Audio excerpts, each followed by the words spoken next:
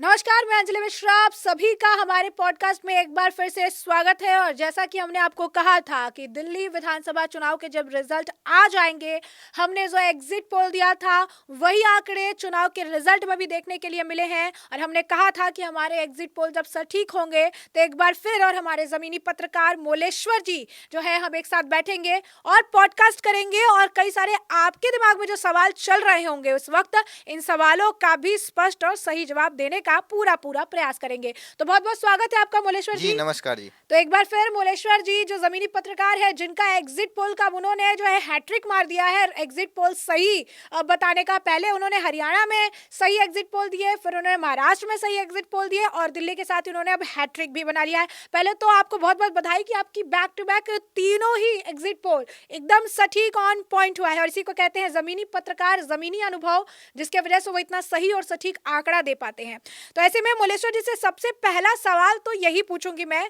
कि कैसा लग रहा है आपको कि आपके एग्जिट पोल ऑन पॉइंट सही दिखे और आंकड़ों में, चुनावी नतीजों में वो एग्जिट पोल नजर आए हैं। तो सबसे पहले दिल्ली वासियों का बहुत-बहुत शुक्रिया, जिस तरीके से आप लोगों ने हमारा जो एग्ज़िट पोल था, उसके बाद जो आपने सराहना की है, जो आपने कांग्रेचुलेशन भेजा है। तो लगातार हरियाणा, महाराष्ट्र के बाद ये तीसरा मौका था जब हमारा जो एग्ज़िट पोल है, करीबन-करीबन पूरा सटीक सटीक बैठा है। बैठा जिस है। तरीके से बड़े-बड़े चैनल ये नहीं कर पाते हैं, कभी-कभी तुक्का लग जाता है बड़े चैनलों का, लेकिन बार-बार एक ही तरह का अगर आप परिणाम देते हैं, एक ही तरीके से अगर आपके जो एग्जिट पोल हैं वो परिणाम में निकल के सामने आते हैं, तो ये बहुत बड़ी बात होती है। और तमाम जो लोग हमारे साथी थे, जो 6 टीमें हमारी पूरे दिल्ली में लगी हुई थी, ये उनकी जीत है, ये आप लोगों की जीत है और ये दिल्ली के वासियों की जीत है, जिन्होंने जो हमें बातें बताई थी, जो हमारे कैमरे के सामने उन्होंने कही थी, वही जाके उन्होंने ईवीएम का बटन दबाया। तो ये जो है, ये जीत आप लोगों की है, दर्शकों की है और दिल्ली वालों की है। तो रही बात जिस तरीके से आपने कहा कि लग कैसा रहा है, हमें यही लग रहा है कि आने वाले चुनावों में जब हम और ग्राउंड रिपोर्ट करेंगे और एग्जिट पोल करेंगे, बिहार का चुनाव है, पश्चिम बंगाल का चुनाव होने वाला है, फिर उसके बाद यूपी का आने वाला है, उत्तराखंड का आने वाला है, तमाम जो बड़े बड़े चुनाव आने वाले हैं उसमें हमारी जिम्मेदारियां और बढ़ गई हैं। और जिस तरीके से अभी 3 बड़े जो विधानसभा के विधानसभा चुनाव आए चुनाव है। हैं, उसके बाद और जिम्मेदारी हमें लगता है कि और जिम्मेदारी से हमें जो एग्जिट पोल हो या ग्राउंड रिपोर्ट है, उसको और बेहतरीन तरीके से आप तक पहुंचाने की हम कोशिश करेंगे। बहुत बढ़िया मोलेश्वर जी। अब एक और जो सवाल जो आज का पॉडकास्ट का मेन मुद्दा है, यूं कहिए कि दिल्ली की जनता के अंदर भी सवाल को लेकर धुक धुक देखने के लिए मिल रही है, वो ये है कि दिल्ली में कई सारे धुरंधर दिखे, बहुत बढ़िया तरीके से जीत दर्ज की, कई सारे बड़े चेहरे को हरा कर जीत दर्ज की। मेरा इशारा अरविंद केजरीवाल, मनीष सिसोदिया, सोमनाथ भारती, अवध ओझा, इन सभी तमाम नेताओं के ऊपर है, जिन्हें बीजेपी के बड़े दिग्गज नेताओं ने बड़े मार्जिन से जो है शिकस्त दी। एक और नाम जो है वो है मोहन सिंह बिष्ट, और उन्होंने तो बहुत बड़ा एक मार्जिन सेट किया है कि मुस्लिम बहुल इलाकों में भी उन्होंने जीत दर्ज की है। तो ऐसे में तमाम दिग्गज नेता है, लेकिन अब सवाल ये है कि दिल्ली का अगला मुख्यमंत्री कौन होगा, क्योंकि ये सवाल अब सबके दिमाग में चल रहा है। तरह तरह के कई सारे नाम जो है इस वक्त चल रहे हैं। तो मैं चाहूंगी कि आप पहले जनता को बताएं कि कौन कौन से नाम चल रहे हैं और आपको क्या लगता है कि किसे दिल्ली का मुख्यमंत्री बनाया जा सकता है, संभावना किसको लेकर ज्यादा है। तो तमाम जिस तरीके से आपने कहा, दिल्ली एक, कल प्रधानमंत्री ने भी अपने संबोधन में कहा था कि जो दिल्ली है एक तरीके से मिनी भारत है। तो अगर मिनी भारत की बात करते हैं तो यहाँ हर समाज के लोग रहते हैं और उनकी तादाद जो करीबन करीबन हर किसी की तादाद यहाँ पर एक तरीके से भरपूर मात्रा में है। चाहे वो पूर्वांचल ही लीजिए, ओबीसी समाज ले लीजिए, दलित समाज ले लीजिए, पंजाबी समाज यहाँ पे बहुत ज़्यादा मात्रा में है, बंगाली समुदाय रहता है और आपके तमाम हर क्लास के, चाहे वो मिडिल क्लास के हो, गरीब तबका हो और अपर मिडिल क्लास हो या अमीर आदमी हो, हर कोई दिल्ली में रहता है। तो तमाम जो सेक्शन है उनके बड़े बड़े नेता यहाँ पर मौजूद हैं। चाहे उसमें परवेश वर्मा ले लीजिए, उनके पिताजी किस तरीके से पहले यहाँ के सीएम रह चुके हैं, साहिब सिंह वर्मा, वो जाट के नेता हैं और युवा नेता हैं। आप 47 साल उनकी मात्र उम्र है। और आपको बता दें कि केजरीवाल को हराने वाले वो पहले नेता बन चुके हाँ, हैं। इतिहास रच दिया तो उन्होंने। बहुत बड़ी बात है कि नई दिल्ली से केजरीवाल को हराना, जिनकी पहले 62 और 67 सीटें आया करती थी, जिनके नाम पर एक तरीके से दिल्ली का चुनाव लड़ा गया, उनका मुख्यमंत्री मैंडेट भी पे, थे, और वो मुख्यमंत्री अपनी भी रहे सीट पे हैं। उनको हराना, ये बहुत बड़ी बात है। तो ये प्रवेश वर्मा तो सबसे पहले अभी पहले पायदान पे दिखाई दे रहे हैं कि एक युवा नेता ने किस तरीके से एक इतने बड़े धुरंधर को, वो भी आम आदमी पार्टी के जो नई राजनीति लेके आए थे, देश भर में हर जगह कहीं जा रहे थे, कई लोग जो उत्सुकता होती है लोगों में कि आखिर केजरीवाल ऐसा क्या कर रहे हैं कि जिसकी वजह से दिल्ली वाले उनको बार बार चुन रहे हैं। लेकिन इस बार ये मिथ भी टूट गया और केजरीवाल का घमंड भी टूट गया। तो उनको तोड़ने वाले प्रवेश वर्मा इस समय जो सभी मीडिया की सुर्खियों में बने हुए हैं कि क्या उनको बनाया जा सकता है। सर जी, मैं आपको थोड़ा रोकना चाहूंगी यहाँ पर। जैसे कि आपने दिल्ली का जिक्र तो किया, दिल्ली के चुनाव हो गए और बीजेपी काबिज भी हो गई, लेकिन आपको नहीं लगता है कि परवेश वर्मा के अलावा, क्योंकि अब और चुनाव होने वाले हैं, बिहार के चुनाव होने वाले हैं, बंगाल के चुनाव होने वाले हैं, तो ऐसा आपको नहीं लगता है कि बीजेपी एक बड़ा दाव खेलकर कोई ऐसा नेता भी बैठाए सत्ता में जिससे उनको आने वाले चुनाव में या होने वाले चुनाव में फायदा हो?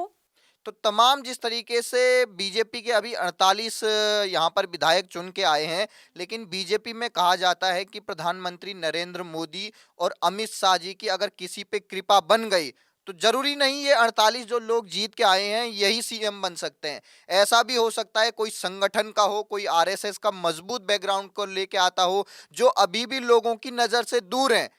भले ऐसा नहीं है कि आप विधायक बन गए तो विधायकों में से ही चुनना है, कोई और भी बन सकता है। हमने कई उदाहरण देखे हैं कि जहां पर जो विधायक भी नहीं बने हुए थे उनको मुख्यमंत्री बना दिया जाता है। तो राजस्थान में पूरी भी देखा तरीके होगा। से फहरिस्त एक लंबी है कि जहां पर बड़े नामों को छोड़कर कहां बीजेपी वाले किसी ऐसे नाम पर दाव खेलते हैं जिसको किसी ने जानते भी नहीं, जिसको चाहे वो गरीब से हो, चाहे दलित हो, ओबीसी हो, चाहे आपके आदिवासी हो, तो ऐसे नाम की भी चर्चा चल रही है। इसमें सबसे पहले मनोज तिवारी हैं, उसके बाद बांसुरी स्वराज का नाम चल रहा है, मनजिंदर सिंह सिरसा जो सिख समाज से आते हैं, वीरेंद्र सचदेवा जिनकी अध्यक्षता में अभी अभी इतनी बड़ी जीत हुई है, मोहन सिंह बिष्ट का नाम तो आपने ले ही लिया, उत्तराखंडी मूल के आए हैं, और आशीष सूद हैं, और उसके बाद सतीश उपाध्याय, विजेंद्र गुप्ता, रेखा गुप्ता। तो तमाम ये बड़े बड़े नाम हैं जिनकी अभी चर्चा चल रही है। तो हम ये कहना चाहते हैं इनमें से भी हो सकते हैं और कुछ और ऐसे नाम भी हो सकते हैं जो हम मीडिया जगत को पता ही नहीं है, क्योंकि प्रधानमंत्री नरेंद्र मोदी और अमित शाह जी एक ऐसा नाम भी ला सकते हैं, सरप्राइज कर सकते हैं, जो उनकी एक तरीके से हिस्ट्री है। चाहे वो आप ले लीजिए राजस्थान में किस तरीके से भजन लाल शर्मा, कोई नहीं जानता था किस तरीके से विधायक दल के नेता जब मीटिंग चल रही थे तो सबसे आखिरी पंक्ति में बैठे हुए नेता को मुख्यमंत्री का पद दे दिया जाता है। एकनाथ उस शिंदे भी अचानक से ही आए थे, ऑटो वाले जो है बैकग्राउंड रहा, फिर उसके बाद उनको कोई जान नहीं रहा था, पहचान नहीं रहा था, और अचानक से एकनाथ शिंदे तो को ऐसे भी ही मध्य बिठाया। प्रदेश में देखा होगा शिवराज सिंह चौहान, इतने बड़े नाम थे, इतनी बम्पर जीत हुई थी उनकी, लेकिन मोहन यादव को बना दिया जाता है। ऐसे ही हरियाणा में नायब सिंह सैनी को वहां पर किस तरीके से अचानक एकदम से चुनाव से पहले उनको मुख्यमंत्री बना दिया जाता है। उसके बाद उत्तराखंड में ले लीजिए, इतने बड़े बड़े नाम थे, धुरंधर थे, कहीं त्रिवेंद्र रावत है, तीरथ रावत है, उनको हटाकर पुष्कर सिंह धामी के नाम पर एक तरीके से विजय वहां पर प्रचंड हो रही है। तो किस तरीके से छत्तीसगढ़ में विष्णुदेव साय को, आदिवासी चेहरे को पहली बार वहां पर मुख्यमंत्री बनाया जाता है। ऐसे ही उड़ीसा में अभी बड़ी जीत हुई थी बीजेपी की, पहली बार उड़ीसा में सरकार बनी थी, मोहन चरण मांझी जी को वहां पर मुख्यमंत्री बनाया गया था। ऐसे ही महाराष्ट्र में देवेंद्र फडणवीस जब 2014 में पहली बार मुख्यमंत्री बने थे, उनको भी कोई नहीं जानता था। ऐसे ही मुख्यमंत्री आपके योगी आदित्यनाथ को जब बनाया गया था, कोई बड़ा चेहरा नहीं थे, लेकिन एक तरीके से जो प्रधानमंत्री मोदी और अमित शाह को दूरदर्शी नेता माना जाता है, उन्हें बताया जाता है कि वो जो अपनी सेकंड लाइन जो जनरेशन है उसको तैयार करने में काफी मजबूती से काम करते हैं। उनको ये लगता है कि भले ही हम आने वाले 5-10 साल के लिए किसी पुराने चेहरे को आजमा लें, लेकिन उससे पार्टी का भविष्य नहीं सुधर सकता, एक नया नेता उभर के नहीं आ सकता है।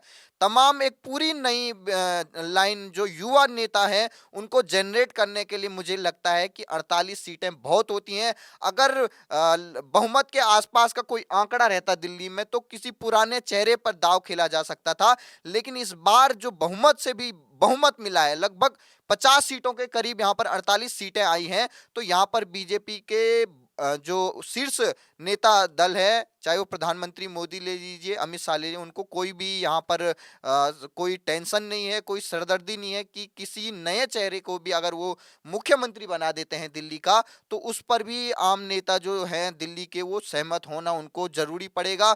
उनको यहाँ पर कोई भी यहाँ पर एक तरीके से बीजेपी में कहा जाता है कि जिस तरीके से कांग्रेस में मुख्यमंत्री पद से चुनाव से पहले ही वहां होड़ लग जाती है कि मैं मुख्यमंत्री बनूंगा, मैं मुख्यमंत्री बनूंगा, लेकिन बीजेपी में कहा जाता है कि ऐसा स्वार्थ रखने वाला अगर कोई नेता होता है तो सबसे पहले उसी को पार्टी से बाहर कर दिया जाता है। तो स्वार्थ तो बीजेपी में चलने वाला नहीं है, लेकिन जो हमें अपने अनुभव से पता लगता है कि प्रधानमंत्री मोदी और अमित शाह जिस तरीके से नए चेहरों पर दाव ज्यादा खेलते हैं, तो वही पैटर्न दिल्ली में भी हो सकता है। लेकिन एक इसमें एक ट्विस्ट ये भी है कि दिल्ली में जो जीत है ये बाकी तमाम जो राज्य हैं उनकी जीत से अलग है, क्योंकि यहाँ पर अरविंद केजरीवाल ने जो एक तरीके से हवा बनाया हुआ था कि हम एक नई राजनीति को लेके आए हैं, वो पंजाब में भी जीत गए। उन्होंने कहा था कि हम राष्ट्रीय दल बन गए, अचानक से राष्ट्रीय पार्टी बन गए हैं 10 साल में महज, और अब हम कभी तो उनका सपना था कि प्रधानमंत्री मोदी की जगह पे वो मुख्यमंत्री प्रधानमंत्री बनना चाहते थे। तो मुझे ये लगता है कि किसी ऐसे अनुभवी चेहरे पर भी दाव लगाया जा सकता है, जैसे मोहन सिंह बिष्ट उत्तराखंडी मूल के हैं, 6 बार एमएलए बन चुके हैं, और उनकी सीट जिस तरीके से करावल नगर से हटाकर उनको एक तरीके से टफ सीट दी गई, मुश्किल वाली सीट दी गई है, मुस्लिम सीट, जहां पर कि मतलब जीतना नामुमकिन है, वहां पर भी अगर कोई नेता जीत के आ जाता है। और अमित शाह ने खुद उनके चुनावी रैली में कहा था कि आप मोहन सिंह बिष्ट को जिताइए, इसके बाद हमारी जिम्मेदारी है इनको कोई बड़ा पद दिलाने की। तो ये खुद गृह मंत्री कह चुके हैं। क्या इसका मतलब ये है कि वो स्पीकर बनेंगे? कई लोग ये कह रहे हैं उनको स्पीकर भी बनाया जा सकता है, जिसके लिए उनका जो एक तरीके से जिस तरीके से अनुभवी नेता चाहिए होता है स्पीकर के लिए, एक तरीके से टफ स्पोकन वाला नेता चाहिए, वो ज्यादा एक तरीके से बोलने में काफी सक्षम है, तो उनको स्पीकर भी बनाया जा सकता है। और वहीं अगर मुख्यमंत्री की बात करें तो हार्ड लाइन वाले हिंदू नेता जितने भी हैं उनको प्रधानमंत्री मोदी और अमित शाह जी आगे बढ़ाते रहते हैं, तो ये भी हो सकता है कि वो मुख्यमंत्री भी बन सकते हैं।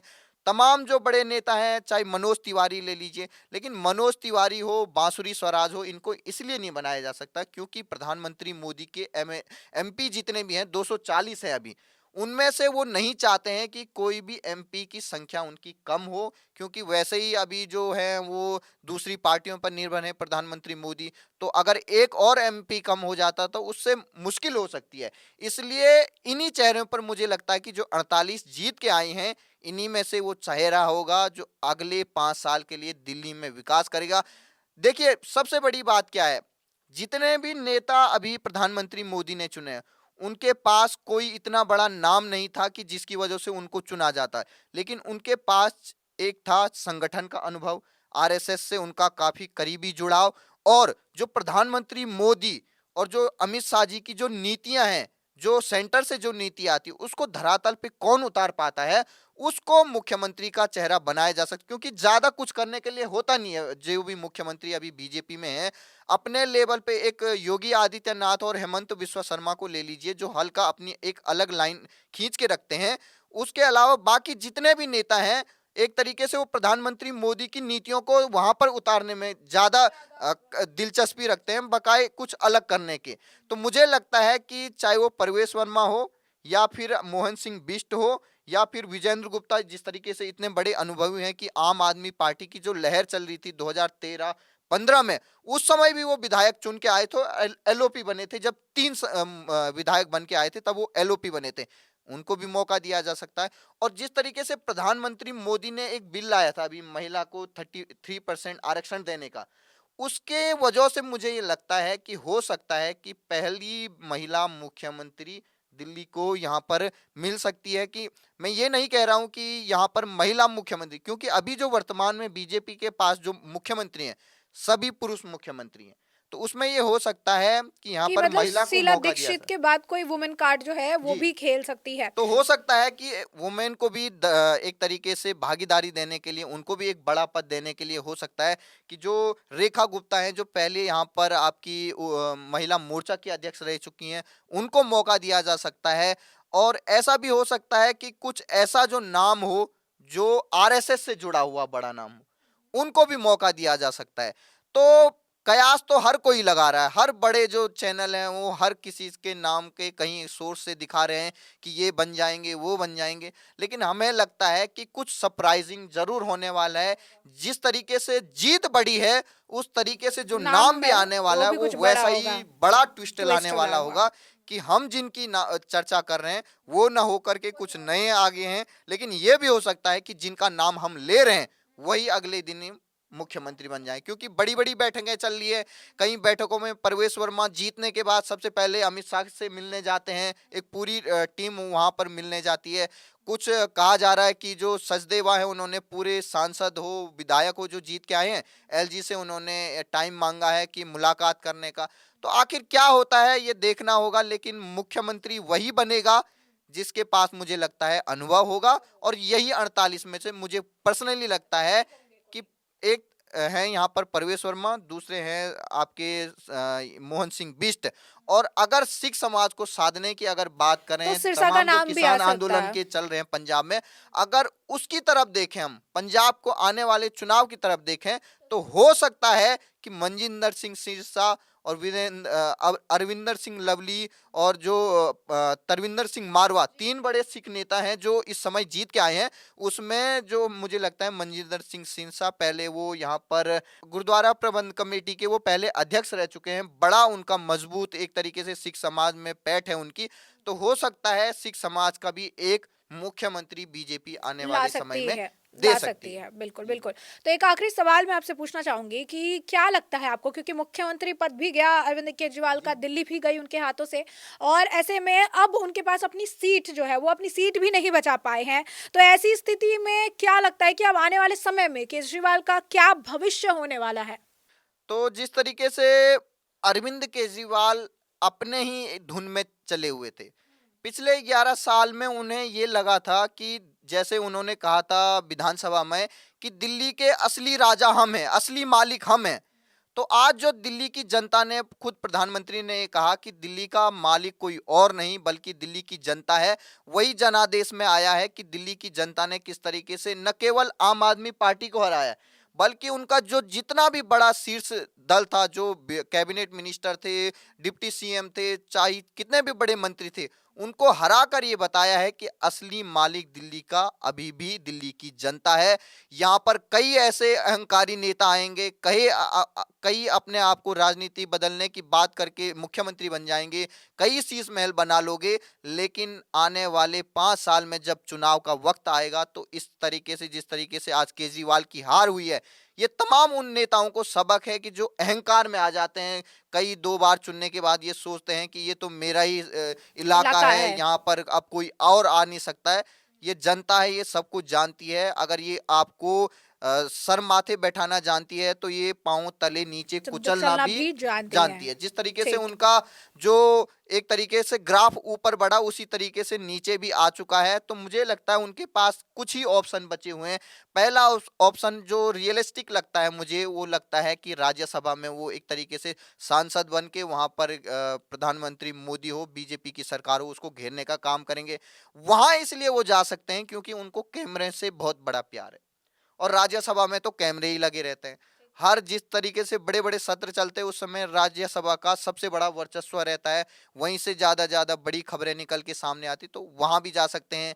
कई लोग ये कह रहे हैं कि आम आदमी पार्टी के जो मुख्यमंत्री थे पहले अरविंद केजरीवाल, उनको एमसीडी का मेयर बना देना चाहिए, लेकिन मुझे जहां तक लगता है मेयर तो वो नहीं बन पाएंगे, क्योंकि अब जो मेयर का जो समीकरण है वो भी पूरी तरीके से चेंज चेंज हो होने वाला चुका है। है। बड़े बड़े जो पार्षद हैं आम आदमी पार्टी के, सुनने में आ रहा है कि कई जो पार्षद हैं वो लाइन लगा के अभी बीजेपी के दफ्तर के बाहर खड़े हैं, और फिर तो आपको पता ही है कि मेयर किसका बन जाएगा अगर आंकड़ा पूरा पलट आखिरी जाएगा। विकल्प क्या लग रहा है आपको, कि तो आखिरी मुझे विकल्प जहां क्या तक बच ये लगता जाएगा? है कि अरविंद केजरीवाल अब बिना पद के रहना ही ज्यादा पसंद करेंगे, क्योंकि पद से उनको काफी अहंकार आ चुका है, और जिसकी वजह से कई लोग ये कह रहे हैं कि क्या पता ऐसा ना हो जाए कि वहां पर आपके पंजाब के जो मुख्यमंत्री है भगवंत मान, उसको ही उनको हटा दे, कुर्सी से हटाकर खुद ही खुद ही वहां पर बैठ जाए। मुख्यमंत्री बन जाए। हम्म। क्योंकि रिजल्ट के ठीक बाद वहां पर एक तरीके से जनता दरबार में, उनके दरबार में, केजरीवाल के दरबार में सबसे पहले मत्था टेकने वहां पर भगवत भगवंत मान मानी ही रहता पहुंचते है। हैं, उनकी सिक्योरिटी पहुंच जाती है। तो मुझे जो लगता है यहाँ पर कि उनके पास अब एक ऑप्शन है चुनने के लिए, या तो वो बिना पद के रहें, लेकिन जो सबसे सटीक जो अभी हमें लगता है उनका एक ही है, जो तमाम जो दिल्ली की जनता चुनाव बीजेपी के जीतने के बाद ये कह रही है कि प्रधानमंत्री मोदी से अपील है कि केजरीवाल को एक ही जगह भेजा जाए, तिहाड़ तिहाड़ जेल। जेल। ठीक तो है। मुझे भी यही रियलिस्टिक लगता है कि आने वाले समय में अरविंद केजरीवाल, मनीष सिसोदिया और तमाम जितने बड़े नेता ये आम आदमी पार्टी के थे, इनके जेल जाने का सिलसिला फिर से शुरू होगा। क्योंकि अब ना इनके पास कोई सिक्योरिटी है, ना ही इनके पास जनता का अब कोई आधार है। अब हार भी चुके हैं, तो अब ये लगता है कि तिहाड़ जेल अब दूर नहीं है। और मुझे तो ये लग रहा है कहीं शपथ से पहले अरविंद केजरीवाल की तिहाड़ जेल में स्वागत न हो जाए। ठीक है, बहुत बढ़िया। तो जैसा कि आपने मुलेश्वर जी को सुना, बहुत-बहुत शुक्रिया आपका कि आपने बहुत ही वैल्यूएबल चीज़ें जो है अब हमारे जनता को बताया है। तो ऐसे में जनता, हमने आपको बहुत सारे नाम बताए हैं, पॉडकास्ट में हमने आपको ये भी बता दिया कि संभावित नाम कौन-कौन से हैं जो दिल्ली के मुख्यमंत्री जो है बन सकते हैं। इससे पिछले वाले पॉडकास्ट में हमने आपको कहा था कि आप भी अपने आंकड़े दीजिए कमेंट सेक्शन में, और बहुत अच्छा लगा कि आप सभी इतने उत्सुक भी थे, इतने उत्साहित भी थे कि आप लोगों ने आंकड़े भी साझा किए, और वो आंकड़े सही में बहुत सटीक थे। कई सारे लोग थे और कई सारे लोगों ने लिखा भी जिनके आंकड़े बिल्कुल सटीक सटीक बैठे हैं। तो मैं चाहूंगी कि एक बार फिर से आप कमेंट करके ज़रूर बताइएगा कि आपके हिसाब से दिल्ली का मुख्यमंत्री कौन हो सकता है या किसे होना चाहिए। तो पॉडकास्ट को ज़रूर लाइक करिएगा, वीडियो को ज़रूर शेयर करिएगा, और कमेंट करके ज़रूर बताइएगा कि दिल्ली का अगला मुख्यमंत्री कौन होगा। तब तक के लिए बहुत बहुत शुक्रिया आप सभी का।